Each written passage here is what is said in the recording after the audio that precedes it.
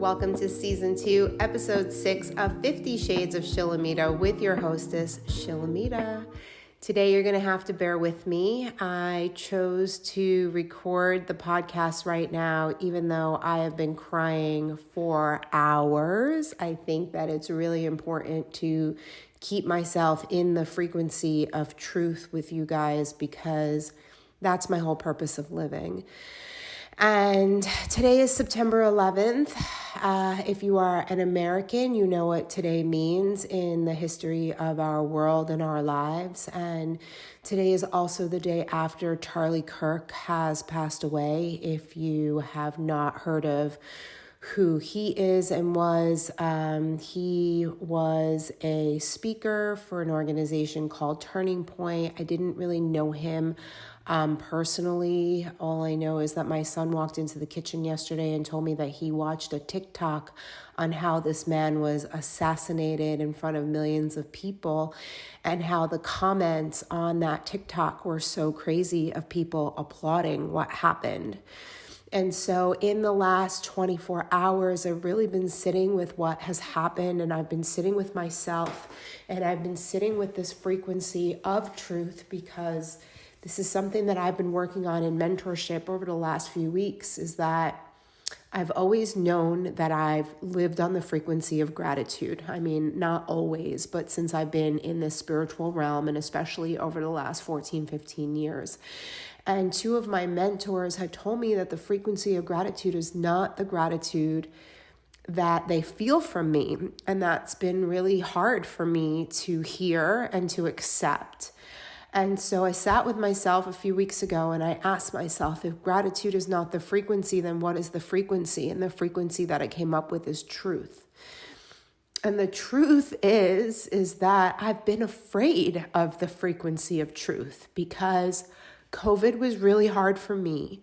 When 2020 rolled around in December of 2019 and in January of 2020, I was down in Trenton, New Jersey, protesting for religious and medical freedom.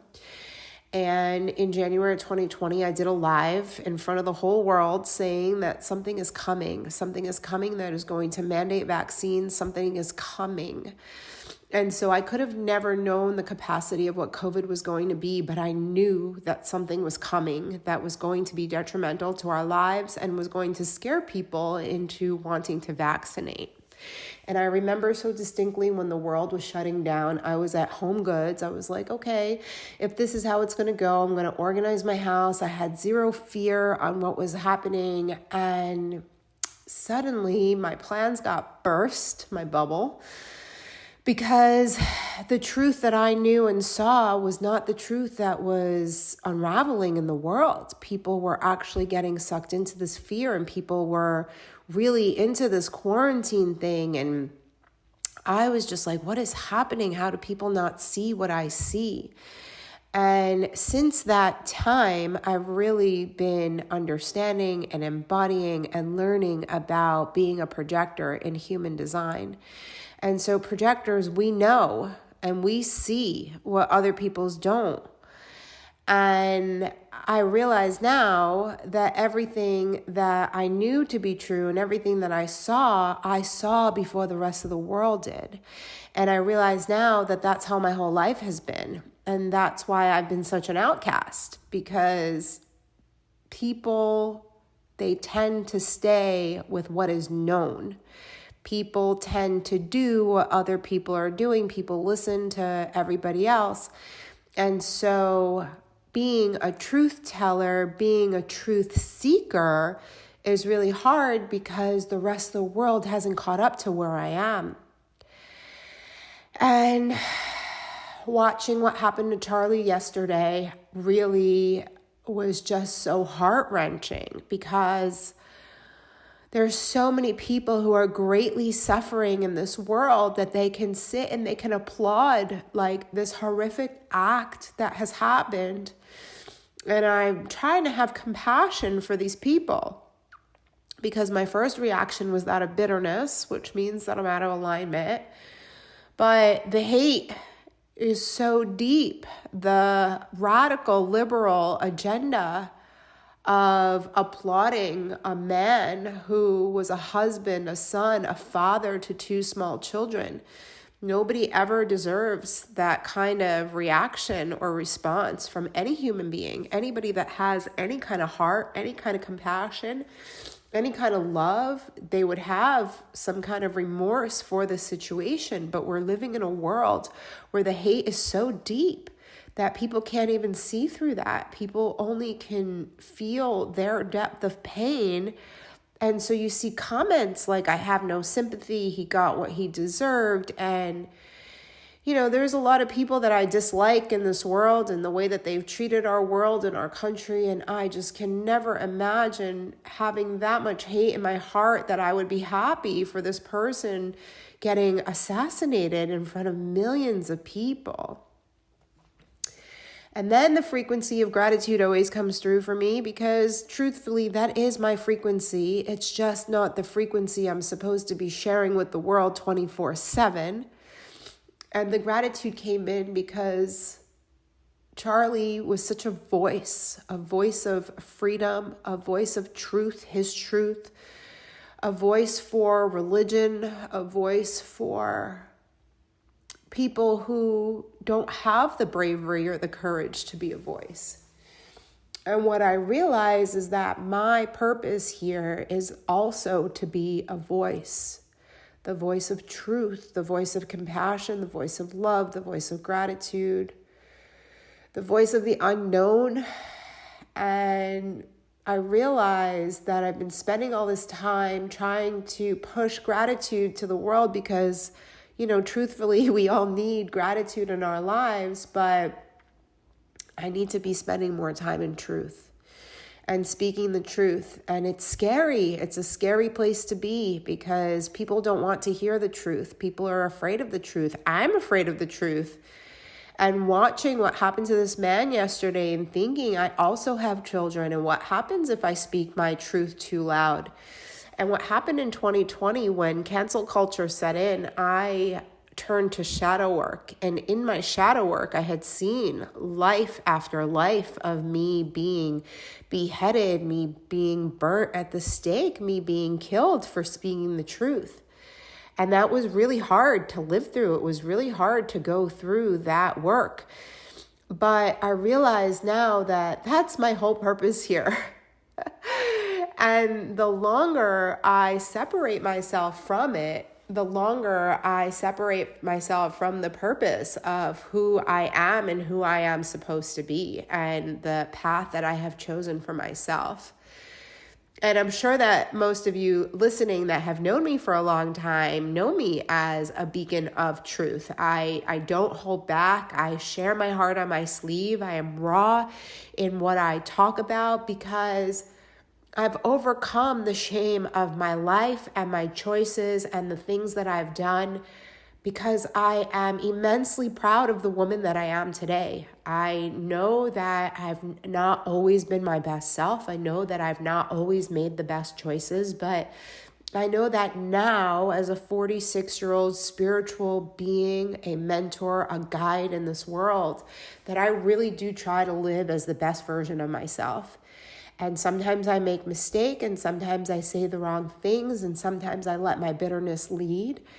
But then at the end of the day, I go back and I do the work and I look at myself and I stand in the mirror and I forgive myself and I go through it and I tell myself that we're going to do better. And that is the truth that I need to share with you today, is that we all make mistakes. We all have had unforgivable thoughts. We all have said horrible things. We've all done it. And if you're listening to this and you're like, no, that's not me, that's not truth. Because I'm sure that there is somebody in this world that has something bad to say about you, even if you don't know it. Because what we don't realize is that our truth is not everybody else's truth. And so someone may smile to your face, but then as soon as they're behind your back, they will go and they will say all the things that they actually think about you. And the thing is that in order to be the best version of yourself, you just have to keep meeting yourself every day in the mirror and looking at yourself in the eye and asking, was I the best human that I could possibly be today? When you get into an argument with somebody, instead of looking at what they did wrong, it's looking at yourself and thinking, what could I have done different? What could I have said different? And listen, there's some pretty horrible fucking people walking on this planet. And there are some horrible people that I've encountered, and hurt people, they bleed onto the world. And hurt doesn't get rid of other hurt, right? Two wrongs don't make a right. And so sometimes we meet people where they are and we stoop to their level. And I used to very much be that woman.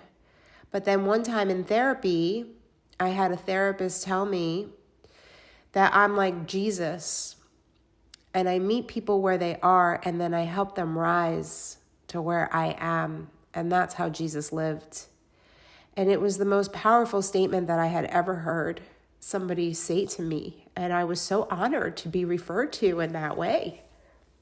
I mean, I am not a Christian, but I do have a lot of respect for Jesus. I've done a lot of studying on him and his teachings, and I have a great respect for the work that he did in this world.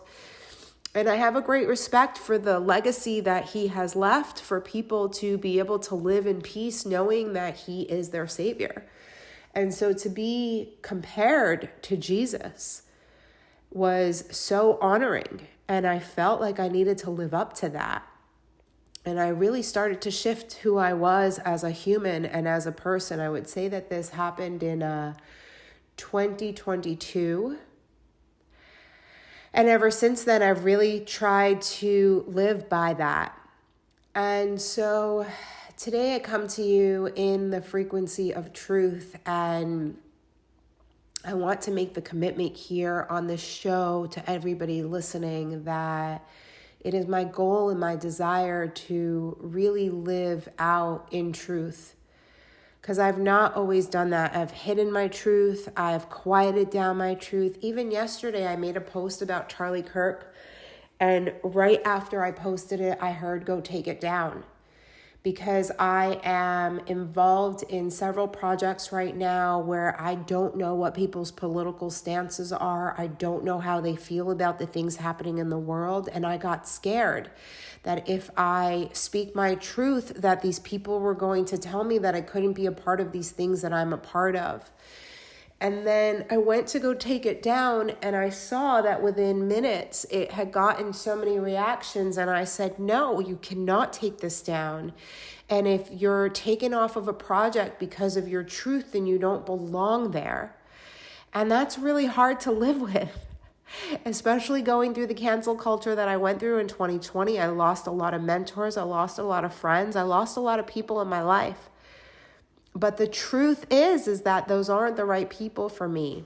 And I didn't come here to fit in. I came here to stand out. I came here to be a leader. I came here to shine bright. And if I'm shining really bright, I'm going to blind people. And people are not going to like that. And I need to get used to that. And even though I'm used to it, I need to get used to it at this level. Because at every level we shift and we change. And at every level we repeat the same things over and over again, testing us to see, have you learned the lesson? Have you grown from this? Have you done what you needed to do to be able to stand in your power? And so I come to you in my power. Power matches power. And so I invite you to live in your truth. And I invite you to push through the fear and know that I'm scared too. But I'm going to push through that fear because I know that my voice is needed in the world. And I know that my truth is the truth. And although sometimes truth changes, I know wholeheartedly that when I speak through God. And that I am being guided and led in a beautiful way. And that's all that we need to know. That your voice is needed, your truth is the truth, even though not all truths are truths. And learning how to decipher that is the journey of our lifetime, being open and accepting to the fact that maybe sometimes I might be wrong and that I'm able to admit to those wrongs. That's where the real growth is. So I thank you for joining me today. I thank you for being on this journey with me. I love you all so very much. I would be so grateful if you could rate this show, if you can share it with a friend, if you could talk about it, and let's share these potent messages with the world, because the world needs our truth. I love you.